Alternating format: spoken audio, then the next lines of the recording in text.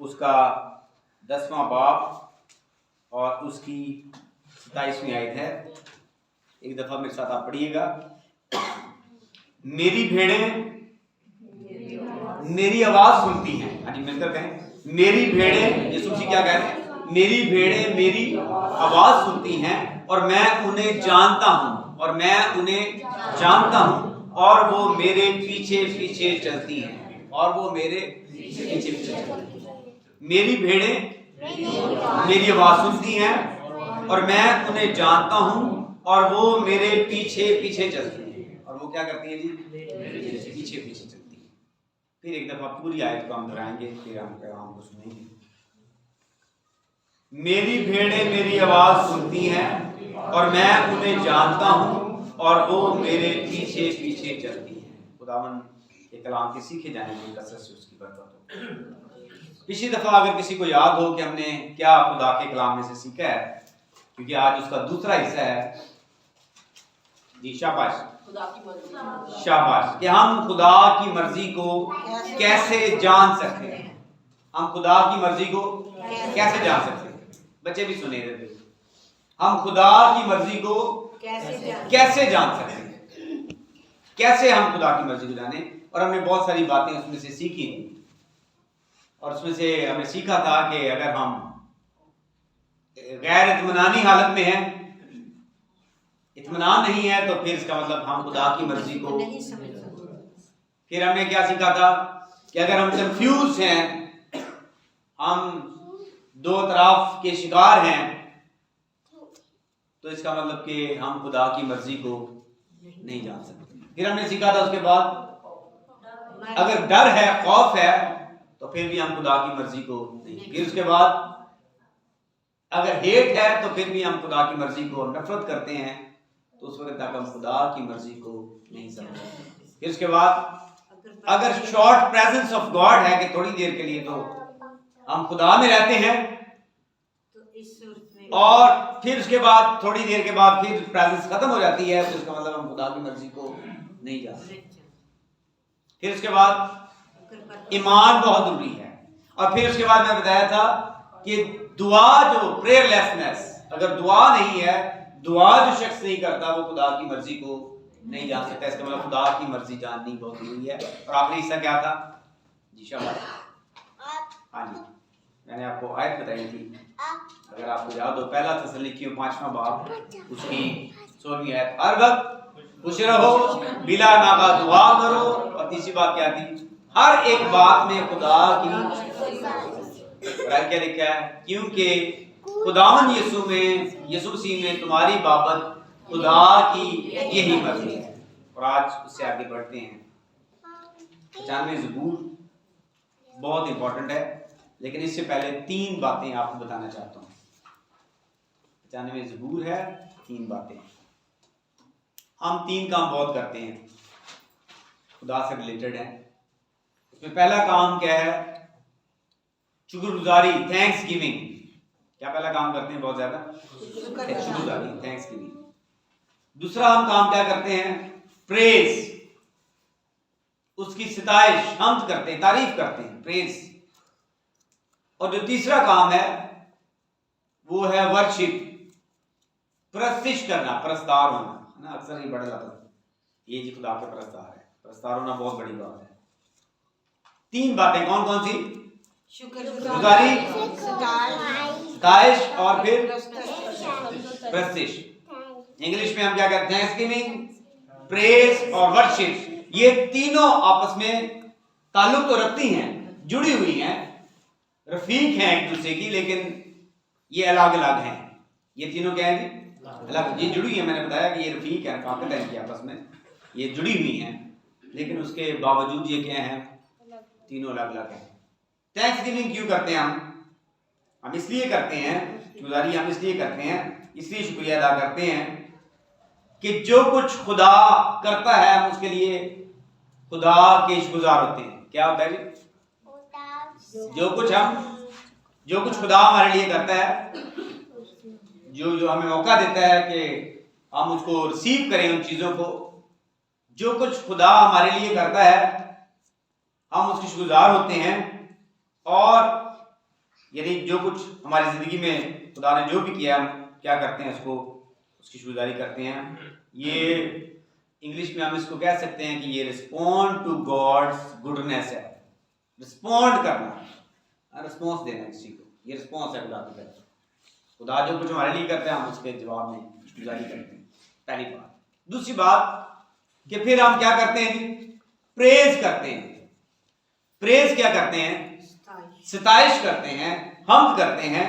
और ये इसलिए करते हैं कि खुदा ने वो जो बड़े बड़े काम किए हैं, खुदा के बड़े बड़े काम क्या हैं, वो दुनिया में है, दुनिया का बनाना है, चीजें हैं, और उसने हमारी जिंदगी में जो काम किए हम उसके लिए भी खुदा का क्या करते हैं, खुदा की सताइश करते हैं। शुक्रगुजारी क्या करते हैं हम, खुदा की सताइश करते हैं, प्रेज करते हैं। और याद रखें कि इसमें भी 3 किस्में हैं जो इब्रानी मतन के मुताबिक हैं। हम अक्सर हलाल लफ्ज इस्तेमाल करते हैं, हालेलुया भी बोलते हैं। हलाल, जो हलाल है इसका मतलब है ये हमारी रूह की सताइश, हमारी रूह से रिजॉइस होती है। ये सोल रिजॉइसनेस को हम क्या कहते हैं कि हलाल। और ज़मरा जो लफ्ज है इसका मतलब है कि इंस्ट्रूमेंटल सॉन्ग, साजों के साथ गीत, ये उसकी क्या है जी, उसकी सताइश है। और जो तीसरे नंबर पर है वो भी बड़ा अहम लफ्ज है, तहलिया लफ्ज उसका है जिसका मतलब है एक लंबा गीत उसके लिए गाना, या कोई ज्यादा सताइश करना, उसकी तारीफ करना, उसकी हमद करना। अभी हमने गाया भी 148वां गीत, करो रब दी मन बढ़िया। और आगे क्या है, सब आसमाना, और आगे क्या है, तारीफ तारीफ बुलंदी पर। इसका मतलब कि ये प्रेज है, थैंक्सगिविंग है, प्रेज है।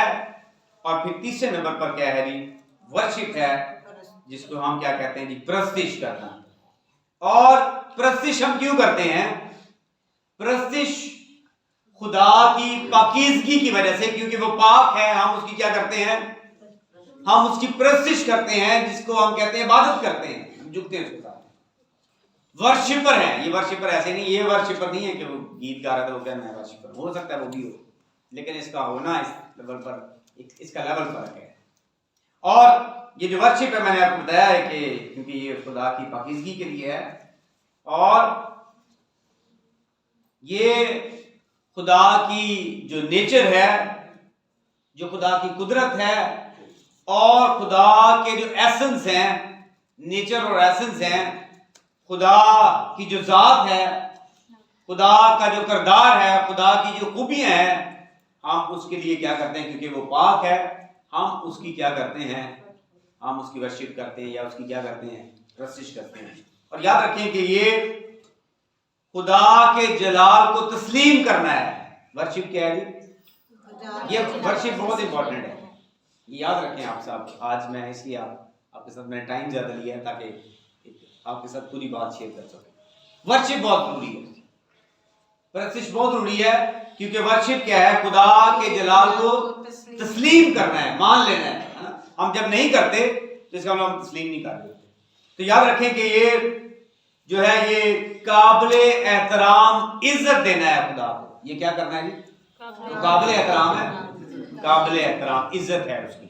वर्शिप, वर्शिप किताब मुकद्दस में याद रखें कि ये बड़ी इंपॉर्टेंट है। यहाँ पर अब हम आते हैं, आज जो ज़बूर है 95 में, उसको चंद हिस्से जो इसके 3 हिस्से हैं उसको रखना चाहता हूँ। पहला हिस्सा मैंने जो इसको सीखा है वो पहली आयत से 5वीं आयत तक है।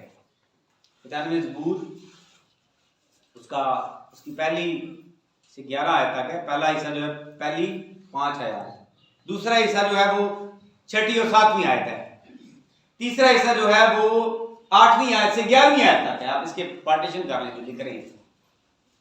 पहला हिस्सा क्या है, पहली से 5वीं आयत तक, और दूसरा हिस्सा कहां से कहां तक है, 6ठी और 7वीं आयत, और तीसरा हिस्सा 8वीं से 11वीं आयत। ये बड़ा इंपॉर्टेंट है। ये आज का पैगाम आपके लिए इंपॉर्टेंट तो सारे, लेकिन ये भी बड़ा, ये इबादत के ताल्लुक से बड़ा इंपॉर्टेंट है। कि हम क्यों वर्शिप करते हैं, हम इबादत क्यों करते हैं। क्या लिखा है जी, पहली आयत से अगर हम पढ़े, मैं इसको ज्यादा नहीं करूंगा क्योंकि अगली बात करनी है। आओ हम खुदावन के हुजूर नगमा सराई करें, हम क्या करें, और अपनी निजात की चट्टान के सामने खुशी से ललकारें। कैसे ललकारते हैं, बहुत ऊंची आवाज से।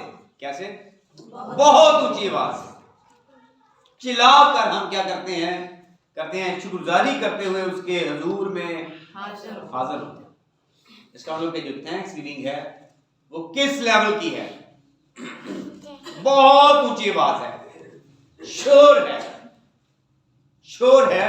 और आगे हम पढ़ते हैं, मजमूर गाते हुए उसके आगे, मजमूर गाते हुए उसके आगे खुशी से फिर क्या करें, ललकारें। ललकारना कैसे होता है, खामोशी के साथ या बहुत बुलंदी के साथ, बहुत चोर के साथ।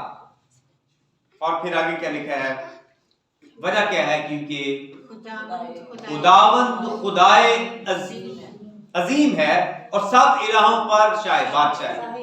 हम उसको किंग मानते हैं, वो कायनात का खालिक और मालिक है। और आगे क्या लिखा है, वो सब इलाहों पर शाह अजीम।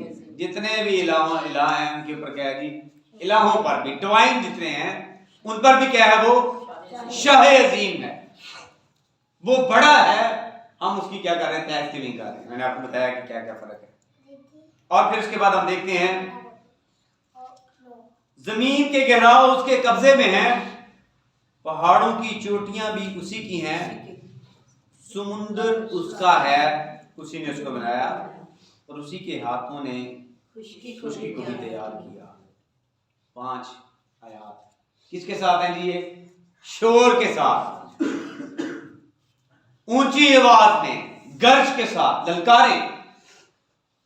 और इस पहले हिस्से के साथ ही अगला हिस्सा शुरू होता है जी। क्या लिखा है अगले हिस्से में, आओ हम झुकें और सीधा करें और अपने खालिक खुदावन के हुजूर में झुकें। अगला हिस्सा बिल्कुल फर्क हो गया। पहला क्या है, ललकारें, थैंक्स गिविंग है, ललकारना है। और उसके अगले साथ ही आगे क्या है, इस में क्या हुआ है जी, अब बिल्कुल उसके ऑपोजिट है। अब क्या है जी, उसके बिल्कुल ऑपोजिट है, डायरेक्शन बिल्कुल चेंज हो गई है। पहले ललकारने की बात है और उसके बाद डायरेक्शन क्या है जी, झुकने की बात। और कैसे झुका जाता है, कैसे क्या किया जाता है, क्या ललकारा जाता है, खामोशी शुरू हो जाती है, साइलेंस। एटमॉस्फेयर जो है वो साइलेंस एटमॉस्फेयर, खामोशी हो जाती है, साइलेंट माहौल है, बिल्कुल खामोशी है। जब आप अपने घुटनों को खुदा के सामने रखते हैं और अपने सर को नीचे जमीन पर रखते हैं, सीधा करते हैं, और ये ज़बूर क्या बयान करता है, बिल्कुल टर्न, बिल्कुल उसके अपोजिट। पहले कैसे है और उसके बाद क्या है जी, आओ हम झुकें और सीधा करें, साइलेंट। बड़ी इंपॉर्टेंट बात आपको बता रहा हूं। चर्च आना बहुत बड़ी बात नहीं है, आना तो चाहिए क्योंकि मैं भी वर्शिप पे बताऊंगा, आना बहुत जरूरी है क्योंकि हम सीखते हैं। लेकिन उसके साथ इसके मुताबिक रहना बहुत जरूरी है कि थैंक्स गिविंग हम करते हैं, हम प्रेज करते हैं, और वर्शिप कितनी इंपॉर्टेंट है हमारी जिंदगी में। और यहां पर जो दूसरा हिस्सा है वो क्या है जी, वो आप उसकी उस हिस्से में आप चले गए हैं, क्या बिल्कुल खामोश हो गए हैं। आपने थैंक्स गिविंग में प्रेज भी की है, अब एक नया काम शुरू हो गया है। अब और काम क्या है, झुकें और सजदा करें, और ये खामोशी में है, और अपने खालिक खुदावन के हुजूर घुटने टेकें। वजह क्या है, क्योंकि वो हमारा खुदा है और हम उसके चिरागा के लोग और उसके हाथ की भेड़ें हैं। और आगे काम शुरू होता है, काश कि आज के दिन तुम उसकी आवाज सुनते, तुम अपने दिल को सख्त ना करो जैसा मरीबा में। गिनती 20वां बाब 10वीं से 12वीं आयत काम शुरू हो गया। क्या आपको पता है, ये मरीबा और मीसा 2 बड़ी अहम जगह हैं ये गिनती की किताब में। दोनों जो वाकयात हैं वो लोगों की बेवफाई को जाहिर करते हैं, दोनों वाकयात। एक जो है जब वो मिस्र से निकले बियाबानी सफर के शुरू में है, और एक बिल्कुल एंडिंग हिस्से में एख्ताम पर है। क्या जी पहले नंबर पर सुन रहे मेरी बात? बियाबान में क्या है जी? पहले जो वाक्य है तो शुरू का वाक्य है, जब शुरू किया बियाबानी सफर, और जो दूसरा वाक्य है जिसको हम मरीबा कहते हैं, और दूसरा जो मीसा का है वो क्या है जी? वो एख्ताम हो रहा है सफर। और ये कितने सालों पर है? शाबाश शाबाश, कितने सालों पर है? 40 सालों पर है। आप सबको पता होना चाहिए कितने साल वारगी के गुजारे इसराइल ने। शाबाश, सारे बताएं। आप इन्वॉल्व होंगे तो आपको आएगी, वरना नहीं ये निकल जाएगा बाहर। आप ऐसे 40 इयर्स, कितने जी? 40 साल। कितने साल?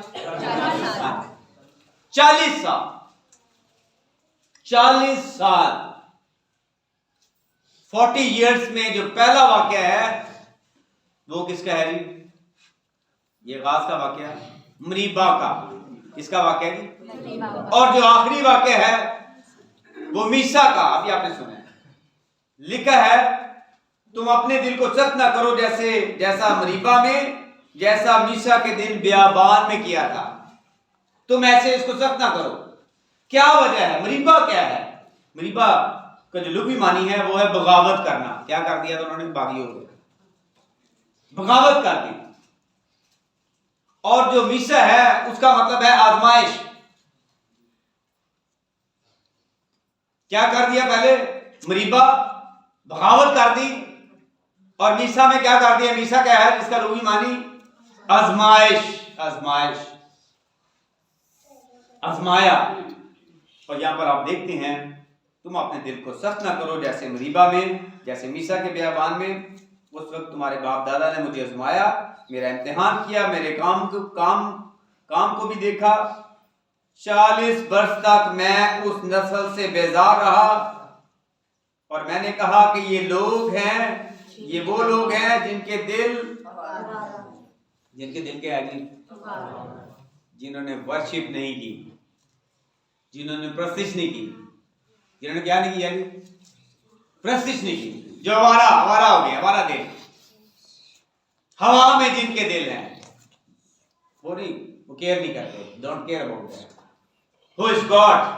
खुदा कौन है? ये नहीं केयर नहीं की।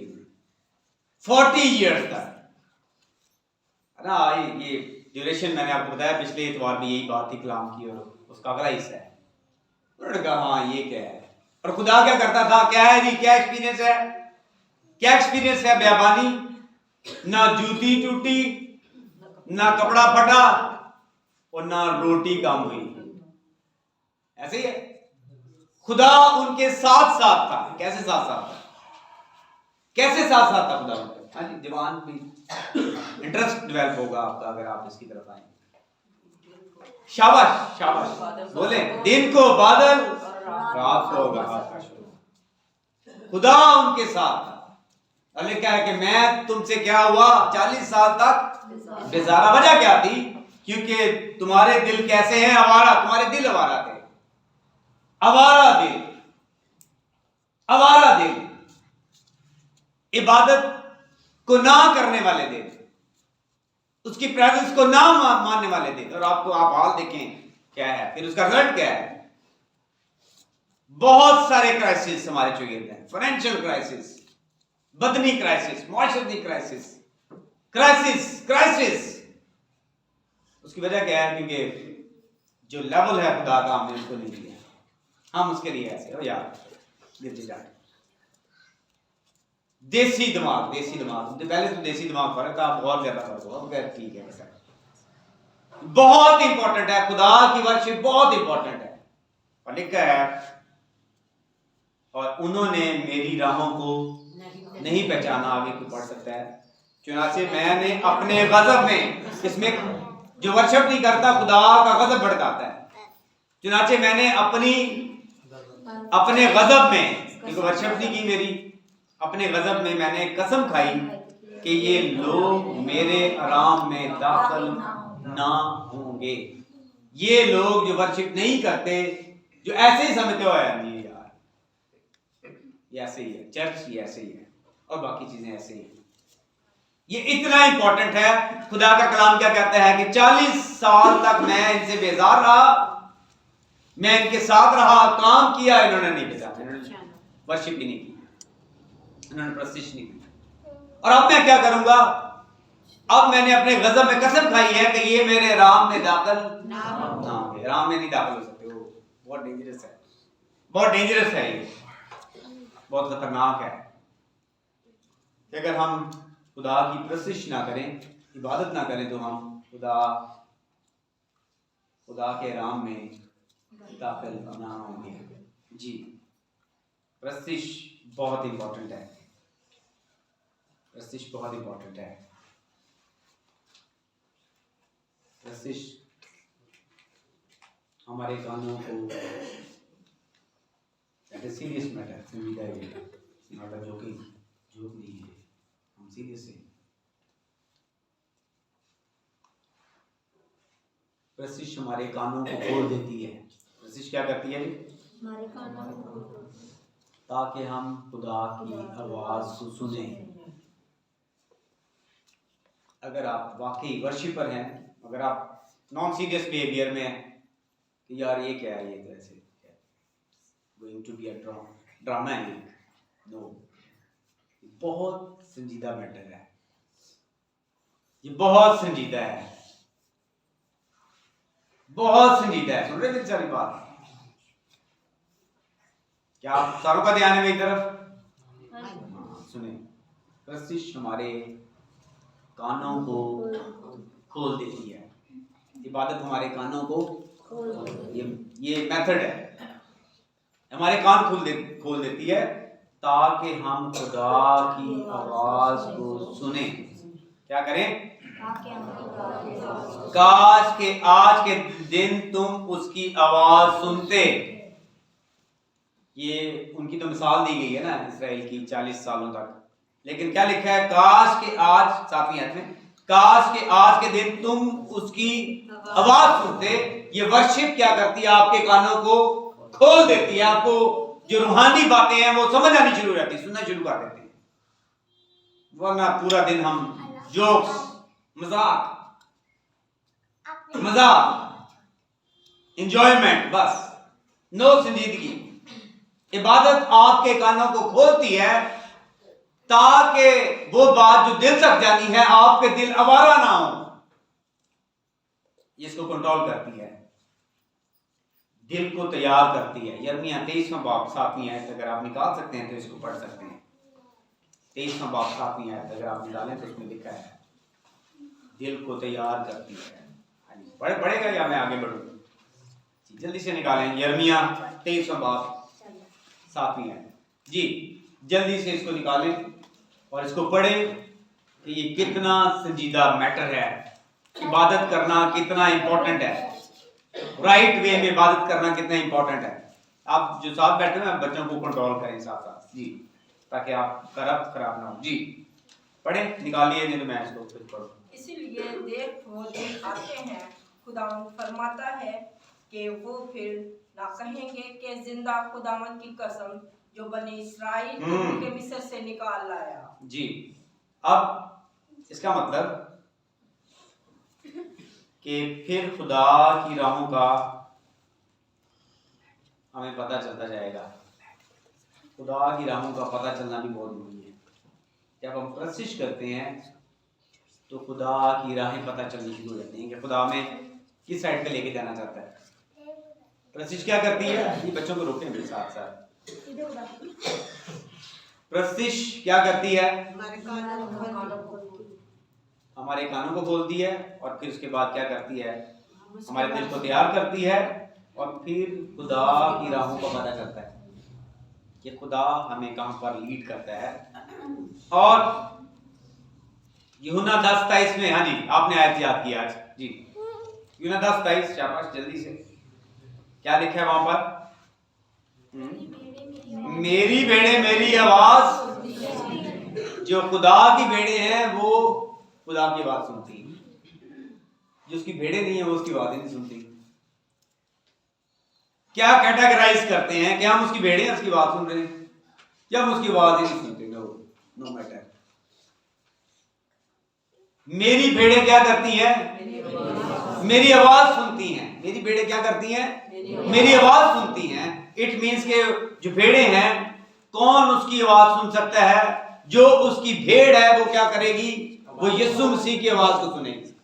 और जो उसकी आवाज सुनेगी उसके बारे में क्या लिखा है? यानी जो प्रस्तार है, आगे आगे क्या लिखा है? शाबाश। हाँ, और वो मेरे पीछे पीछे चलती हैं। वो क्या करती हैं? मेरी भेड़ें मेरी बात सुनती हैं। और आगे क्या लिखा है?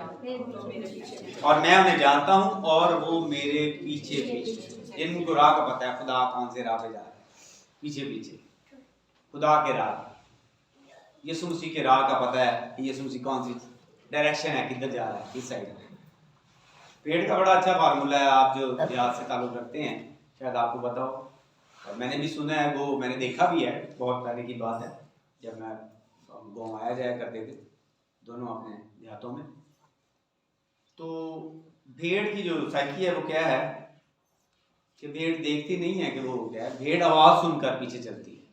वो चल रही है, वो चरवाहे की आवाज सुनती है, पीछे चल पड़ती है। उसको नहीं पता चरवाहे ने किधर को, उसने आवाज सुना और बस उसके पीछे हो।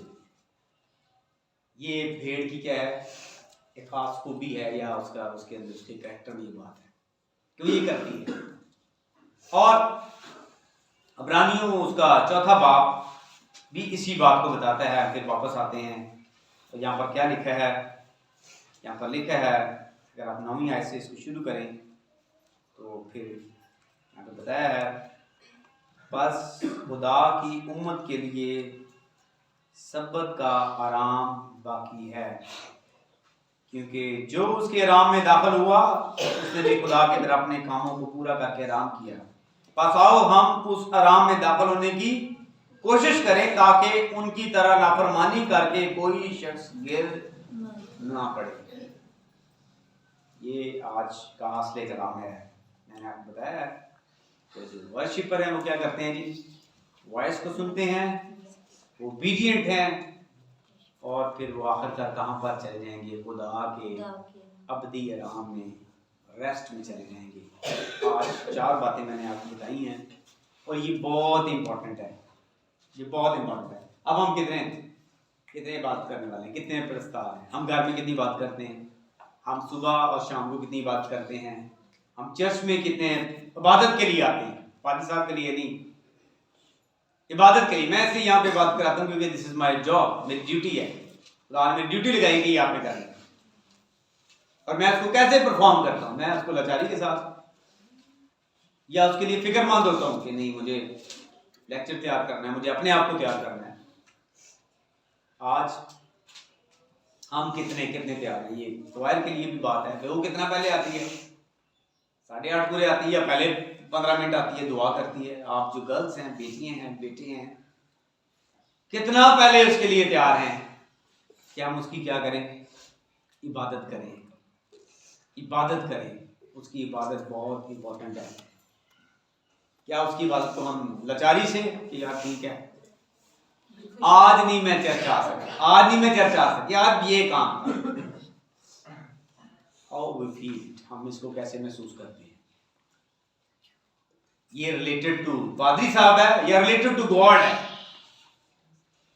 ये खुदा के साथ रिलेटेड है या आपके साथ रिलेटेड है? ये आप और खुदा का मैटर है। और जो कोई अपने घर में, अपने चर्च में वर्शिपर नहीं है, क्या नहीं है जी? प्रस्ताव नहीं, प्रस्तिश नहीं करता, वो खुदा के राम में दाखिल नहीं होगा। ये एक अहम बात है और ये खतरनाक सूरत हाल है। आए आज इस पर हम ध्यान करें। खुदा अपना आप सबको इस कलाम की वसीले से बरकत दे।